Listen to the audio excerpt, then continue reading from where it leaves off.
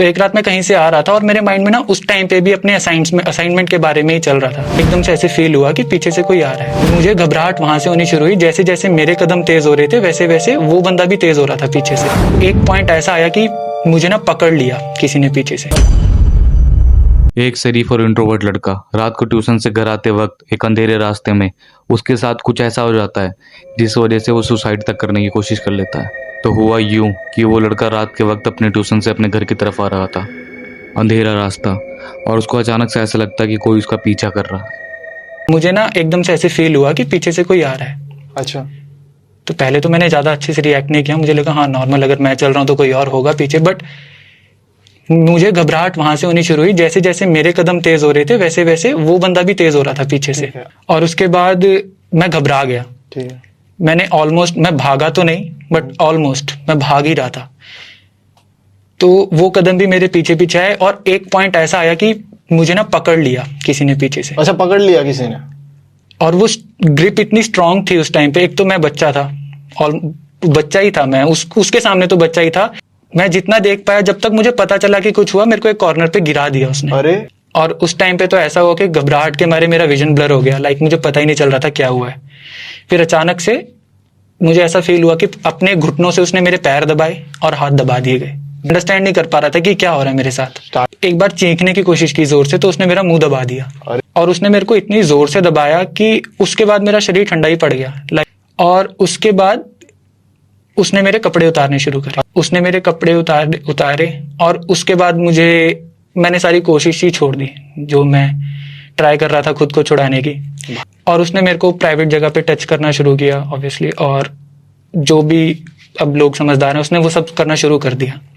कितना भयानक लगता है यार ये सब। एक लड़का जो सिर्फ और सिर्फ अपने घर जा रहा था, अपनी पढ़ाई की टेंशन अपने दिमाग में लिए, फिर उसका कोई पीछा करने लग जाता है। अचानक से उसके मुंह पे हाथ रखते हैं और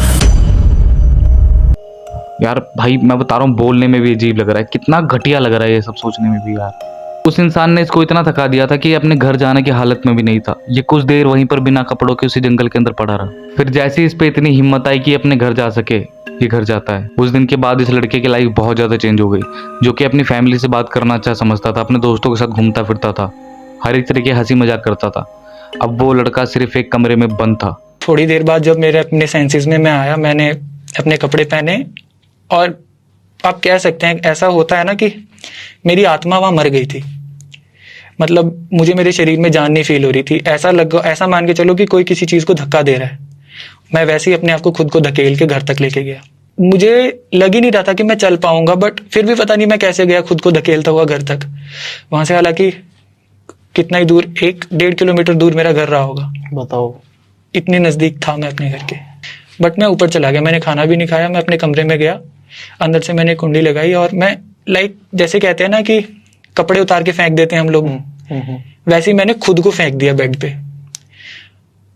और उसके बाद भाई मैं पूरी रात रोता रहा। मुझे पता था मेरे साथ क्या हुआ है, बट मैं ये नहीं कैच कर पा रहा था कि मेरे साथ ही क्यों हुआ है, क्या हुआ, क्या है ये, सही बात है भाई, क्यों हुआ है, कैसे हुआ, और ये हो गया सच में, मैं यही मान नहीं पा रहा था। और उसके बाद ऐसा हुआ कि मैंने सारा कॉलेज जाना छोड़ दिया। ओके। मैं अपने दोस्तों में नहीं जाता था। 3-4 दोस्त थे मेरे, उनमें मैं जाता नहीं था। फैमिली में मैं बिल्कुल नीचे, मैं अपने कमरे से बाहर ही नहीं निकलता था। खाना पीना छोड़ दिया और कमजोर हो गया मैं। मेरे दोस्त मुझसे मिलने आते थे, उनको पता तो लग जाता है दोस्तों को कि कुछ चल रहा है अगले की लाइफ में, बट मैं किसी को नहीं बताता था क्योंकि ये चीज कौन ही बताएगा। मतलब मेरे अंदर हिम्मत नहीं होती थी, मेरे को नहीं लगता था कोई समझ पाएगा। बट लकीली उस टाइम पे मेरी एक दोस्त थी, ओके।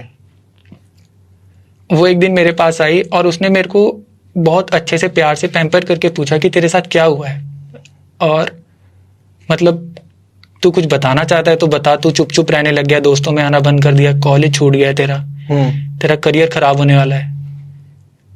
तो यार भाई उस दिन पता नहीं क्या हुआ, ऐसा लगा ना कि किसी ने बहुत टाइम बाद मुझसे ऐसे प्यार से बात की और वो चीज मैं रोक नहीं पाया। मैंने बता दिया उसे सारा कुछ, वो सब बता दिया। उससे 1-2 दिन पहले मैंने ना ये भी डिसाइड कर लिया था। जब माया मेरे पास आई, मेरे माइंड में चल रहा था कि मैं खत्म कर लूंगा खुद को। और मैंने 1-2 बार ट्राई भी किया, बट मरना भी इतना इजी नहीं होता भाई, खुद को मारना। और मैंने उसको बता दिया सब कुछ, और वो मेरे को ना भाई उसके बाद एक काउंसलर के पास लेके गई। अच्छी। और वहां बहुत सी अच्छी चीजें हुई मेरे साथ। मेरे को पता लगा जब काउंसलर मेरी जब अच्छे से मेरी काउंसलिंग हुई तो मुझे पता लगा कि हाँ कि जो सब हुआ उसमें देखो इतनी गलती मेरी नहीं है कि मैं खुद को सजा दे रहा हूँ। बिल्कुल खुद को मैंने बंद कर लिया था एक तरह से पूरा। सही बस चलता रहा, कुछ महीने ये चीजें चलती रही। अच्छे से मैं अपने दोस्तों में मिलना शुरू हो गया था, मैंने अपनी स्टडीज अच्छे से कर ली थी, अपनी फैमिली में मैं बहुत अच्छा इन्वॉल्व होने लग गया था। मतलब लाइफ एक तरह से वापस ट्रैक पे आ गई थी। सब कुछ पहले जैसा तो नहीं रहा था, मेरे माइंड में देखो वो चीज़ तो अभी भी है, बट ये है कि मैं अब बहुत क्लियर विजन है मेरा हर चीज़ को लेके। बहुत बढ़िया। वो चीज़ है, हुई है मेरे साथ, मैं उसको लेके उसको पकड़ के नहीं बैठा हूँ। बिल्कुल हो गया कोई बात नहीं। और अभी मैं अपनी लाइफ में बहुत अच्छा कर रहा हूँ और आपके सामने हूँ भाई आज। लाइफ में एक अच्छे दोस्त का होना कितना इंपॉर्टेंट है, इस बात का एग्जाम्पल है ये स्टोरी। दोस्तों सबसे बुरी चीज पता है क्या है? आज के डेट पे लड़का ही लड़के का दर्द नहीं समझ रहा है। अगर ये लड़का यहाँ पर अपने दोस्तों को ये बात बताता जो उसने अपनी फीमेल फ्रेंड को बताई तो उसका मजाक बना दिया जाता। उसके दोस्त लोग इतना गंदा पोक करते उसको, हर बात पे मजाक, और ये लड़का उस मजाक को एक डिप्रेशन में बदल कर अपने माइंड पे बिठा लेता और इस हद तक चले जाता वो डिप्रेशन कि जो सुसाइड ये करने से रुक चुका था ना, शायद वो सुसाइड भी कर लेता। यार हम सब ये कहते हैं ना गर्ल्स सेफ नहीं है, पर ये सब देख के, ये स्टोरीज देख के ऐसा लगता है कि बॉयज़ भी सेफ नहीं है।